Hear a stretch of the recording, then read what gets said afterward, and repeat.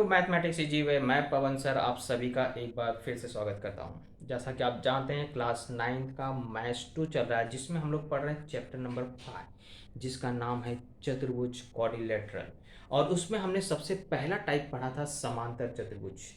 उस समांतर चतुर्भुज में हम लोग समांतर चतुर्भुज की जितनी खासियत होती है वो सारी खासियत विशेषताओं को हम लोग क्या कर चुके हैं, पढ़ चुके हैं। और उस पर आधारित प्रश्न संग्रह 5.1 को भी हमने हल किया है और 5.2 को भी हमने सॉल्व कर चुके हैं।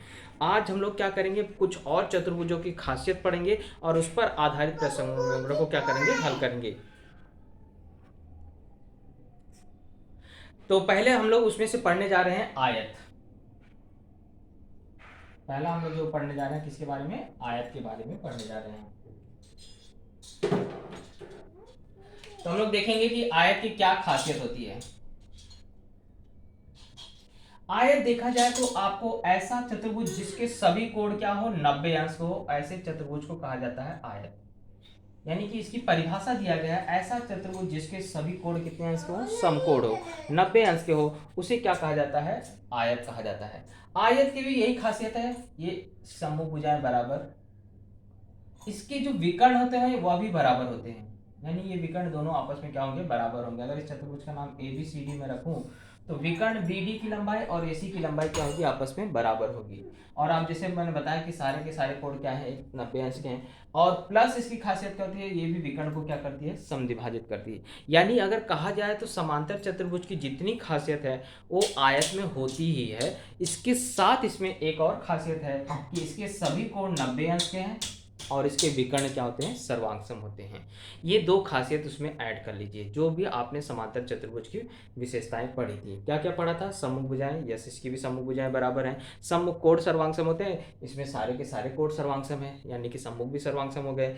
इसके बाद संलग्न कोणों का योगफल 180 अंश होता है, इसमें भी संलग्न कोण का योगफल 180 अंश होता है। इसमें सम विकर्ण एक दूसरे को समद्विभाजित करते हैं, तो इसमें भी विकर्ण एक दूसरे को क्या करते हैं, समद्विभाजित करते हैं। अब खासियत अलग से क्या है, इसके चारों कोण 90 अंश होते हैं और विकर्ण सर्वांगसम होते हैं, यानी विकर्ण AC की लंबाई और BD की लंबाई क्या होती है, बराबर होती है। तो अगर आयत के बारे में अगर आपसे पूछा जाए तो आयत आप बता सकते हैं, ऐसा चतुर्भुज जिसके सभी कोण 90 अंश हो वह आयत होता है। आयत की सम्मुख भुजाएं बराबर, आयत के विकर्ण क्या होते हैं, सर्वांगसम होते हैं और उसके विकर्ण एक दूसरे को समद्विभाजित करते हैं। ये सारी विशेषताएं आप आयत में बता सकते हैं। इसके बाद दूसरा आकृति आता है समचतुर्भुज। समचतुर्भुज का नाम ही पढ़ते आप समझ गए होंगे, जिसकी चारों भुजाएं क्या हो, बराबर हो। चारों भुजाएं क्या होती है, बराबर हो। तो जिस चतुर्भुज की चारों भुजाएं बराबर होती है उसे कहा जाता है समचतुर्भुज। अब इसमें भी समांतर चतुर्भुज की सारी खासियत आती है। इसके अलावा इसमें एक्स्ट्रा क्या खासियत है, जैसे मैंने बताया चारों भुजाएं बराबर होती हैं।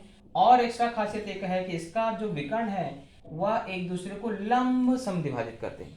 समांतर चतुर्भुज में क्या होता है, सिर्फ समद्विभाजित करते हैं, लेकिन सम चतुर्भुज में क्या खासियत होती है कि इसके विकर्ण एक दूसरे को लंब समद्विभाजित करते हैं। ओके, और सम्मुख कोणों को भी क्या करते हैं, वह विकर्ण समद्विभाजित करने का काम करता है। तो इतना आपको याद रखना है, समचतुर्भुज की खासियत क्या होती है, चारों भुजाएं बराबर और इसके विकर्ण एक दूसरे को क्या करते हैं, लंब समद्विभाजित करते हैं। बाकी जितनी खासियत आपको समांतर चतुर्भुज की है वो सारी खासियत इसके अंदर भी रहेंगी। इसके बाद हम लोग आते हैं वर्ग।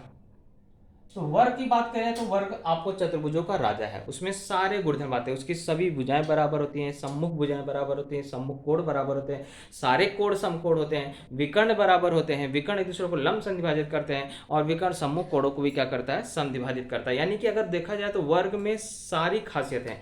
इसलिए वर्ग आपको समचतुर्भुज भी होता है, वर्ग आयत भी होता है, वर्ग समांतर चतुर्भुज भी होता है। यानी कि आप वर्ग को कोई भी चतुर्भुज कह सकते हैं। ओके, तो ये हुआ हमारे कुछ और चतुर्भुजों के गुणधर्म। इसके आगे के जो चतुर्भुज हैं उसके हम लोग अगले वीडियो में पढ़ेंगे। फिलहाल इसमें आपको 3 चतुर्भुजों के बारे में हमने पढ़ा, आयत, वर्ग और समचतुर्भुज। अब इसी पर आधारित हम लोग क्या करेंगे, प्रश्न संख्या 5.3 को हल करेंगे। फर्स्ट क्या बोल रहा है, एक आयत है ABCD,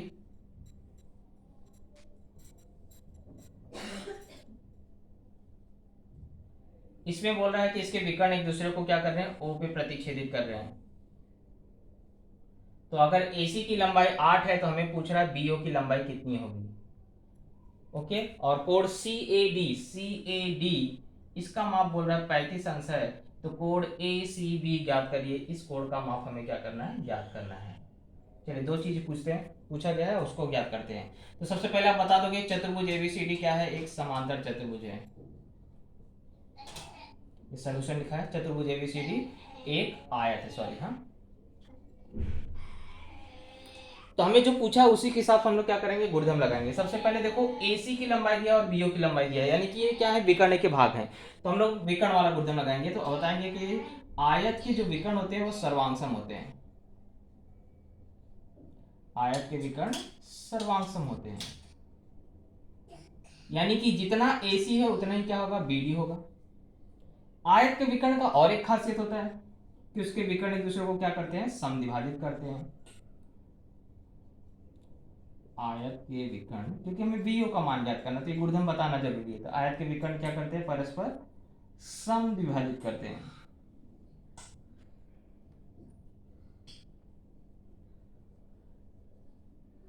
इसलिए जो हमें BO की लंबाई बोला है वो BO क्या होगा, BD का आधा होगा, यानी कि 8 का आधा क्या हो जाएगा, 4 सेंटीमीटर। ये हमारा पहला टारगेट हो गया। ओके, BO का मान आ गया। अब हमें देखिए कोण के बारे में दिया, तो इसमें देखिए आपको AD समांतर है BC के, और ये इसकी क्या होगी, तिर्यक रेखा। तो यहाँ जो कोण बनेगा वही उतना ही अंश का यहाँ पे बनेगा। तो इसके लिए हम लोग बता देंगे कि रेख AD समांतर है रेख BC के, तथा AC क्या है, तिर्यक रेखा है। ओके, आई होप दिख रहा होगा। यस, इसका मतलब है कि कोण CAD जो है वो बराबर होगा कोण ACB के, क्योंकि कैसे कोण है, एकांतर कोण है। आप जानते हैं अगर रेखाएं समांतर होती है तो एकांतर कोण क्या होते हैं, सर्वांगसम होते हैं। इसलिए हमारा कोण ACB जो है वो कितने अंश का हो जाएगा, 35 अंश का हो जाएगा, क्योंकि ये वाला कोण कितने अंश का है, 35 अंश का। तो ACB भी कितने अंश का हो जाएगा, 35 अंश का होगा। तो इस तरह से हमने BO की भी लंबाई ज्ञात कर लिया और कोण ACB की लंबाई ज्ञात कर लिया। लिख लीजिए। नंबर सेकंड पे आते हैं। सेकंड में आपको दिया गया है ये जो चतुर्भुज PQRS है, ये एक सम चतुर्भुज है। तो उस दिन मैंने आपको खासियत बताई थी सम चतुर्भुज की। सम यानी कि सभी भुजाएं हो समान। तो ऐसा चतुर्भुज है जिसकी चारों भुजाएं समान है। तो अगर एक भुजा की लंबाई 7.5 सेंटीमीटर है तो दूसरी वाली भुजा कितनी होगी, ये पूछ रहा है। देखो कितना बेवकूफ बनाने का काम कर रहा है। एक तो बता रहा है ये सम चतुर्भुज, और हम जानते हैं समचतुर्भुज की चारों भुजाएं बराबर होती है।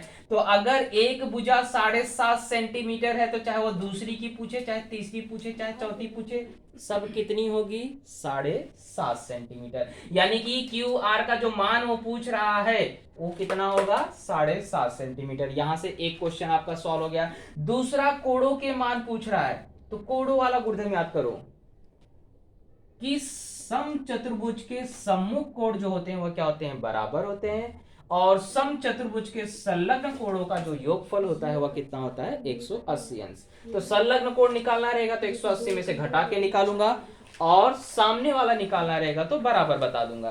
तो यहाँ पे अगर 75 है यानी ये सामने है, ये सामने है, यानी कि इसका माप भी कितना हो जाएगा, 75। और ये इसके बाजू वाला है, बाजू वाला है, यानी कि इस कोण का माप निकालने के लिए 180 में से मैं क्या करूंगा, घटा दूंगा, तो मेरा उत्तर आ जाएगा। तो चलिए इसी को सॉल्व करते हैं। तो हम लोग पहले बता देंगे कि जो चतुर्भुज PQRS है वो कैसा चतुर्भुज है, समचतुर्भुज है। अब समचतुर्भुज है तो समचतुर्भुज की क्या खासियत होती है कि उसकी चारों भुजाएं बराबर होती है, सभी भुजाएं सर्वांगसम होती है।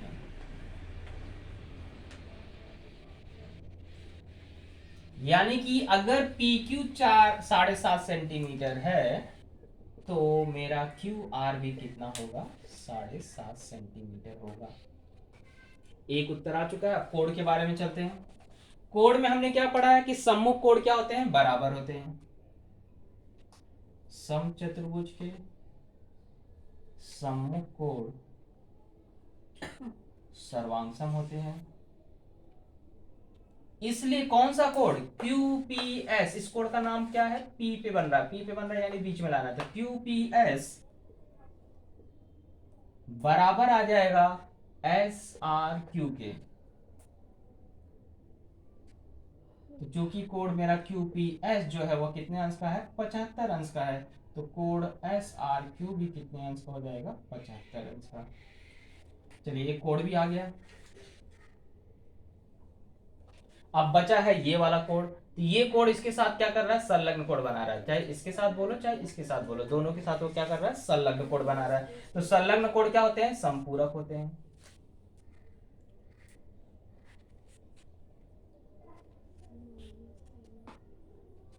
यानी कि ये कोड प्लस ये कोड बराबर होगा 180 अंश। तो मैं बोल सकता हूं code QPS plus code PQR दोनों का योगफल होगा 180। तो QPS अगर 75 अंश है तो PQR निकालना है मुझे, तो मैं वहां ले जाके क्या करूंगा? घटा दूंगा। तो PQR का मान हो जाएगा 180 माइनस 75, यानी कि PQR बराबर आ गया 105 अंश। इस तरह से हमारे तीनों उत्तर क्या हो गए? ज्ञात हो चुके हैं।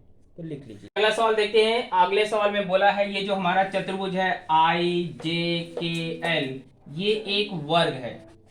और वर्ग के बारे में मैंने बताया था चतुर्भुजों का राजा होता है, यानी कि सारे गुणधर्म उसमें शामिल होते हैं। तो हमें सारे कोणों की माप पूछा है। एक तो यहाँ जो बीच एम पे कोण बन रहा है उस कोण का माप पूछ रहा है। दूसरा बोल रहा है KIJ या JIK का माप कितना है, ये वाले कोण का माप पूछ रहा है। और ये वाले कोण का माप पूछ रहा है। ये तीन कोणों का माप पूछा है। तो कोण का माप पूछ रहा है, यानी कि कोण से संबंधित गुणधर्म हम लोग क्या करेंगे? वर्ग के लगाएंगे। तो कोण का गुणधर्म क्या होता है? पहले देखिए विकर्ण के प्रतिच्छेदन बिंदु पे पूछ रहा है। तो हम जानते हैं कि विकर्ण एक दूसरे को परस्पर लंब समद्विभाजित करते हैं। लंब आ गया, यानी कि यहाँ जो कोण बनेगा वह कितने अंश का बनेगा? 90। तो एक टारगेट हमारा पूरा हो गया। ये कोण का माप कितना होगा? 90 अंश। दूसरा हमने ये भी पढ़ा है कि जो वर्ग के विकर्ण है ना, ये सम्मुख कोणों को समद्विभाजित करते हैं। समद्विभाजित करते हैं मतलब दो समान भागों में बांटते हैं। और वर्ग का प्रत्येक कोण होता कितने अंश का है? 90 अंश का। तो दो समान भागों में बांटना, यानी कि हर कोण यहाँ 45 का होगा, ये भी 45 का होगा, ये भी 45, ये भी 45, ये भी 45, ये भी 45, ये भी 45, ये भी 45, यानी सारे कोण क्या होंगे? अगर आधे आधे देखा जाए सब आप 45-45 हो जाएंगे। तो चाहे ये कोण पूछे, चाहे ये कोण पूछे, चाहे कोई भी कोण पूछे, वो कोण कितना हो जाएगा? 45 अंश का। इस तरह से हमारे तीनों आंसर क्या हो जाएंगे? कंप्लीट हो जाएंगे। हम लोग लिख लेते हैं कि हमारा जो चतुर्भुज है IJKL एक वर्ग है। वर्ग के विकर्ण परस्पर क्या करते हैं? लंब समद्विभाजित करते हैं। लंब समद्विभाजित करते हैं।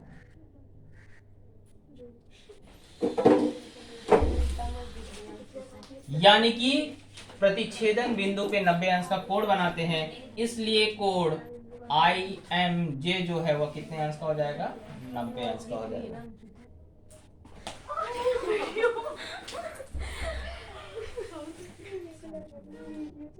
तो यहाँ IMJ का मतलब कितना हो गया? 90 अंश का। एक टारगेट आपका पूरा हो गया।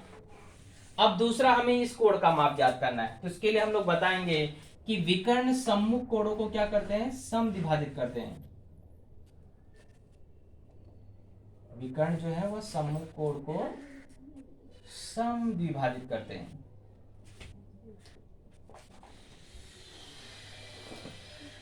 इसलिए चाहे मुझे JIK का माप पूछे, कोण JIK का पूछे, या मुझे यहाँ नाम क्या दिया गया है किताब में? कहाँ गया किताब? LJK का पूछे, ये दोनों ही कोण का माप बराबर होगा। और क्या होगा? 90 का आधा, क्योंकि वर्ग का प्रत्येक कोण क्या होता है? 90 अंश का होता है।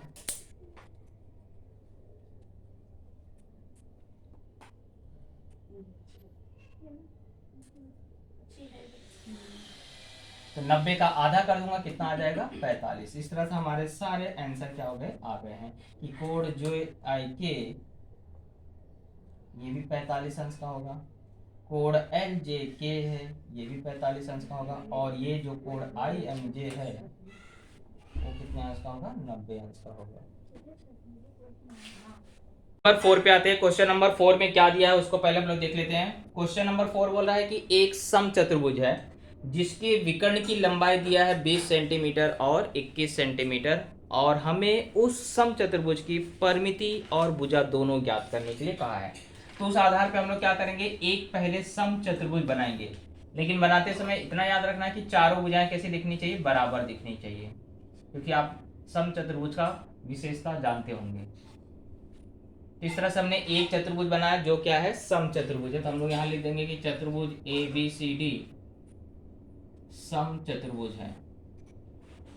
और यहाँ विकर्ण की लंबाई दिया है, यानी कि हम लोग विकर्ण खींच लेंगे। तो AC बड़ा दिख रहा है तो इसको हम लोग क्या मान लेते हैं, 21 सेंटीमीटर, और BD को हम लोग मान लेते हैं 20 सेंटीमीटर। और ये बता देते हैं कि दोनों एक दूसरे को कहाँ काट रहे हैं, M पर काट रहे हैं। तो यहाँ लिखेंगे विकर्ण AC तथा विकर्ण BD परस्पर बिंदु M पर प्रतिच्छेदित करते हैं।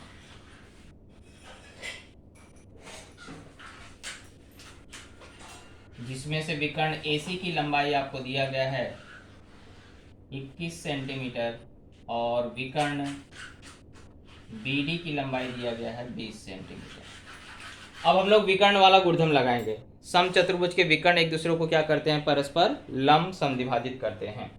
तो वो कारण यहाँ बता देंगे कि सम चतुर्भुज के विकर्ण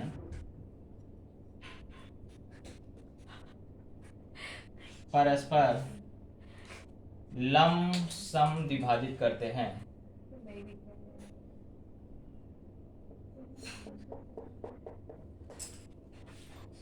तीन बातों से क्या पता चला कि यहाँ जहाँ पे M पे प्रतिच्छेदन हो रहा है वहां पे 90 अंश का कोण बनेगा, यानी हम बोल सकते हैं AMB 90 अंश का होगा। और दूसरा, हम विकर्ण के आधे भाग की लंबाई निकाल सकते हैं। जैसे AM की लंबाई AC की आधी हो जाएगी, AC की आधी यानी 21 का आधा, और 21 का आधा होता है 10.5। और जो BM है वो BD का आधा हो जाएगा, यानी कि 20 का आधा 10 सेंटीमीटर। इस तरह से हमें ये BM और AM आ चुका है। तो भुजा निकालने का मतलब है पाइथागोरस प्रमेय लगाइए और AB का मान ज्ञात कर लिए। तो हम लोग समकोण त्रिभुज AMB में पा प्रमेय लगा देंगे। और पा प्रमेय क्या होता है, कर्ण का वर्ग बराबर पहली भुजा AM का वर्ग प्लस दूसरी भुजा BM का वर्ग, यानी 10.5 का वर्ग प्लस 10 का वर्ग। अब मैंने आपको बताया था आखिरी में जिसके 5 हो उसका वर्ग निकालने का ट्रिक क्या होता है। पहले उस 5 का वर्ग लिख लीजिए 25। अब 10 है तो 10 के आगे वाला नंबर क्या होगा, अगली क्रमिक संख्या क्या है, 11। 10 का गुणा 11 में करिए, 11 दहम्मा 110 और 2 अंक बाद दशमलव लगा लीजिए। तो ये आपको हो गया 10.5 का वर्ग। और 10 का वर्ग होता है कितना, 100। इन दोनों को जोड़ा तो 210.25 आ गया। इसका वर्गमूल निकालेंगे तो AB बराबर करनी में 210.25। इसका हम लोग भाग विधि से हम लोग क्या कर सकते हैं, वर्गमूल ज्ञात कर सकते हैं। तो भाग विधि से अगर वर्गमूल ज्ञात करने जाएंगे तो यहाँ पे 1 आ जाएगा, ये आपको बचेगा 110 हो गया, यहाँ जोड़ने पे 2। अब हम लोग क्या करेंगे, 2 के आगे एक ऐसा नंबर लेंगे जिसका गुणा करें तो ये लगभग इसके पास आए। तो 24 चौक 96 होता है, तो हम लोग यहाँ पे 4 लिख लेंगे, यानी 96 लिख के यहाँ घटा देंगे और 2 यहाँ 4 लिख के जोड़ देंगे। इसके बाद आपको यहाँ बच जाएगा कितना, 4, 11 में से 10 में से 9 गया 1, और ये 2 5 उतारेंगे यानी 5 बार जाएगा। तो 14.5 लगभग आपको आ जाएगा। आप इसका वर्गमूल छोटी क्लासों में निकालना सीखे हैं तो आप निकाल के वहाँ दिखा सकते हैं, या डायरेक्टली आपको पता चल गया तो डायरेक्ट लिख सकते हैं। तो ये हुआ हमारा भुजा का मान। हमें लेकिन क्या करना है, परिमिति भी ज्ञात करना है। तो परिमिति का सूत्र होता है, किसी भी चतुर्भुज में 4 भुजा होती है और चारों भुजाओं का जोड़ दीजिए, और यहाँ चारों भुजाएं बराबर होती हैं, इसलिए 4 गुणे 14.5 कर देंगे। तो 4 पंचे 20 और 14 चौक 56, 56 2 58, यानी कि 58 सेंटीमीटर इसका क्या हो जाएगा, आंसर हो जाएगा। तो आपका फाइनल आंसर हो जाएगा सम चतुर्भुज की भुजा 14.5 सेंटीमीटर और परिमिति कितनी हो जाएगी, 58 सेंटीमीटर।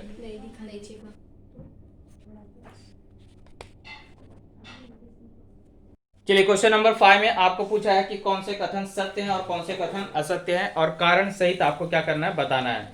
जैसे उसमें पहला पूछा गया है आपको, प्रत्येक समांतर चतुर्भुज सम चतुर्भुज होता है। कथन कह रहा है कि प्रत्येक समांतर चतुर्भुज जो होता है वह सम चतुर्भुज होता है। ऐसा आपको पूछ रहा है कि यह कथन सत्य है कि नहीं। प्रत्येक समांतर चतुर्भुज समचतुर्भुज होता है। तो ये कथन आपको बताना है, तो ये कथन क्या है? असत्य है। अब ये असत्य क्यों है, इसका कारण आपको बताना है। तो आपको पता होगा कि समचतुर्भुज की सभी भुजाएं बराबर होती हैं। समचतुर्भुज की क्या होती है? सभी भुजाएं बराबर होती है। लेकिन क्या समांतर चतुर्भुज की सभी भुजाएं बराबर होती है? नहीं होती है, क्योंकि समांतर चतुर्भुज की सिर्फ क्या होती है? सम्मुख भुजा बराबर होती है। तो अगर मैं बोलूंगा समांतर चतुर्भुज समचतुर्भुज होता है, यानी कि इसका मतलब हो गया समांतर चतुर्भुज की चारों भुजाएं बराबर होती है, और जो कि क्या है? गलत है। इसलिए ये कथन क्या हुआ? असत्य हुआ, क्योंकि समांतर चतुर्भुज की चारों भुजाएं बराबर नहीं होती हैं।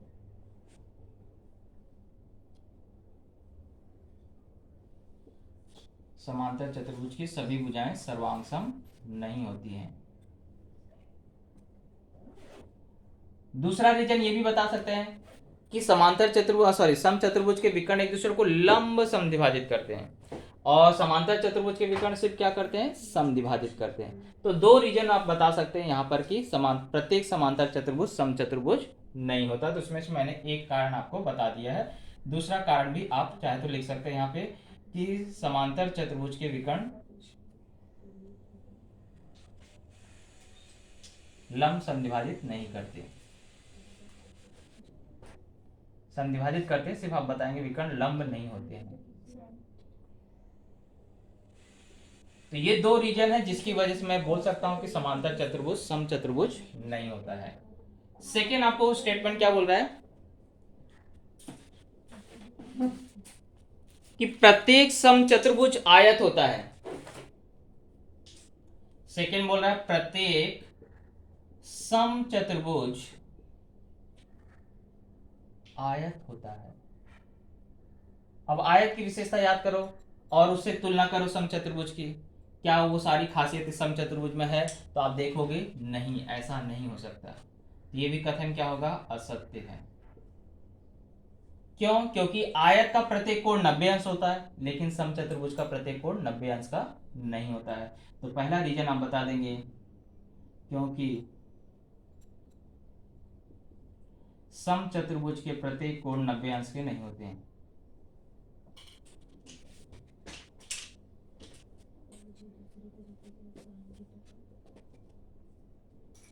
दूसरा रीजन आप बता सकते हैं कि आयत के दोनों विकर्ण सर्वांगसम होते हैं, लेकिन समचतुर्भुज के दोनों विकर्ण भी सर्वांगसम नहीं होते। दूसरा रीजन आप बता सकते हैं कि समचतुर्भुज के विकर्ण सर्वांगसम नहीं होते हैं।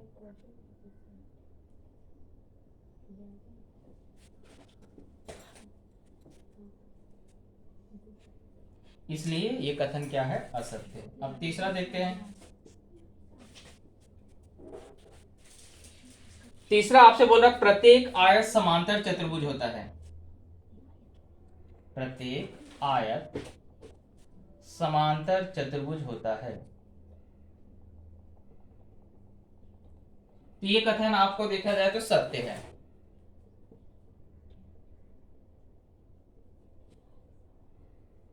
क्यों? क्योंकि सारी गुणधर्म देख लीजिए। समांतर चतुर्भुज का पहली खासियत क्या होती है? उसकी सम्मुख भुजाएं बराबर होती है। तो आयत की भी क्या होती है? सम्मुख भुजाएं बराबर होती है। समांतर चतुर्भुज के सम्मुख कोण सर्वांगसम होते हैं, और आयत के सभी कोण सर्वांगसम होते हैं, तो सम्मुख की भी सर्वांगसम होते हैं। यानी कि समांतर चतुर्भुज की दूसरी विशेषता भी किसमें है? आयत में। तीसरी विशेषता होती है कि उसके विकर्ण एक दूसरे को समद्विभाजित करते हैं। तो आयत के विकर्ण भी क्या करते हैं? एक दूसरे को समद्विभाजित करते हैं। संलग्न कोणों का योगफल 180 अंश होता है, तो इसमें भी आयत में भी क्या होता है? संलग्न कोण क्या होते हैं? 180 अंश होते हैं। यानी कि जितनी समांतर चतुर्भुज की विशेषता है सब में क्या होती है? सब में आयत में पाई जाती है। तो आप यहां बता देंगे कि समांतर चतुर्भुज के सभी विशेषताएं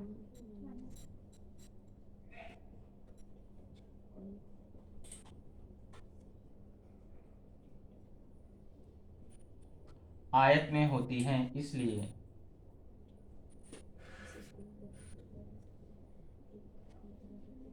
इसलिए मैं बोल सकता हूं कि आयत क्या है? एक समांतर चतुर्भुज है। मैंने आपको स्टार्टिंग में बताया था कि आयत, समचतुर्भुज, वर्ग, ये सब क्या है? समांतर चतुर्भुज के प्रकार हैं। ये सब भी समांतर चतुर्भुज होते हैं, लेकिन इनकी में उनसे ज़्यादा विशेषता पाई जाती है, इसलिए उसके 3 अलग अलग नाम दिए गए हैं। लेकिन मैं आयत को भी समांतर चतुर्भुज बोल सकता हूँ, समचतुर्भुज को भी समांतर चतुर्भुज बोल सकता हूँ, और वर्ग को भी क्या बोल सकता हूँ, समांतर चतुर्भुज बोल सकता हूँ। ये हो गए 3। अब इसके बाद चौथा,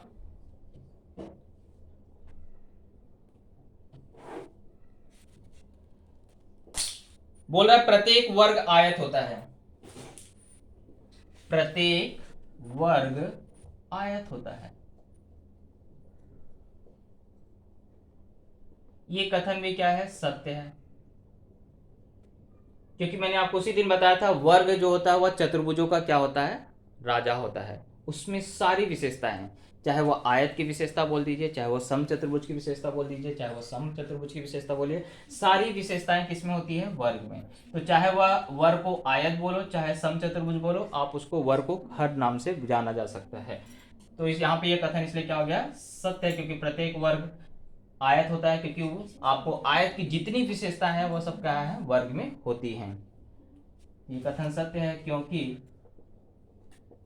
आयत की सभी विशेषताएं